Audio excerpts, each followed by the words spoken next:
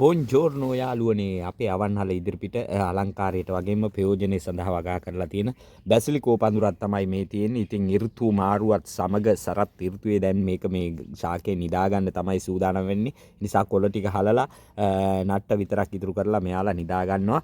ඉතින් ඊට ඉස්සෙල්ලා අපි මේ කොළ වලින් ප්‍රයෝජනයක් අරගෙන පාස්තා වර්ගයක් හදන්න තමයි අද දවසේ සූදානම. ඉතින් මේ අපූර්ව ශාකේ ඊටමත් සුවඳවත් අපේ මේ කරපිංචා ඒ වගේම තයිලෝක විජේපත්‍ර වැනි ශාකවලින් එන සුවඳ හා සමානම සුවඳක් මේ ශාකෙිනුත් එනවා. ඉතින් අපි මැරෙන්නට කලින් කොළ ටික කඩලා අපි ජීවත් වෙන්න පාස්තා එකක් හදලා කන්න තමයි අද දවසේ සූදානම. එහෙනම් බලන් ඉන්න අපේ වීඩියෝ එක දිහා.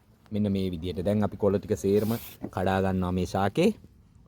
ඉතින් මම කඩාගත්තු මේ කොළ ටික මම හොදලා ඊට පස්සේ ඉති වලින් ගලවලා කොළ විදිහට වෙන් කරගෙන පිනෝලි මේක ඇතුලේ තියෙනවා ඒ වගේම පර්මිජානෝ පෙගලිනෝ ඒ වගේම ඔලියෝ ඩොලිවා සහ මේක අපි දැන් අඹර ගන්න යන්නේ. ඉතින් සෞඛ්‍ය උකට කඩෙන් මිලදී ගන්නත් පුළුවන්. ඉතින් ඒ වගේ කල් තබා ගැනීමේ දේවල් දාලා තියෙනවා.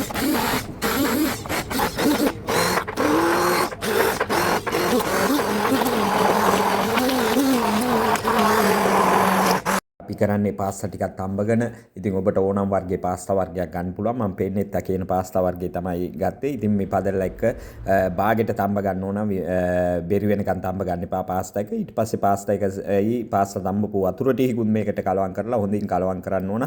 හොඳින් මිශ්‍රණය එකතු වෙනකන් ඉඳලා ඔබ පාස්තා තඹ ගද්දී ලුණු දැම්මේ නැත්නම් අනිවාර්යෙන් දැන් ලුණු ටිකක් දා ගන්න ඕන. වැඩි රත් වෙන්න අරින්න එපා. ඔබට මතක ඇති මේක අපි හදද්දී පර්මිජානු දාගත්තා. ඒ මේ පදල්ලට අල්ලන්න පුළුවන්. ඒ නිසා දැන් පර්මිජානු ටිකකුත් දාන්න. දැන් සූදානම් මේ කෑම වේල අපි දැන් අපගේ මේ සුදු මහත්තයාට මේක ප්‍රදානය කරන්න තමයි යන්නේ. එයාලගේ රටේ එයාලට ආවේනික කෑමක්. ඉතින් සුළු වරදක් හරි වුණොත් එයාලට ඒකේ වෙනස දැනෙන නිසා ඒ මට්ටම ආරක්ෂා කරගෙන අපි මේක උයන්න ඕන. දැන් මෙන්න මේ විදිහට පර්මිජානු ටිකක් ඉහලින් දාලා අපි දෙමු සුදු මහත්තයාට කන්න.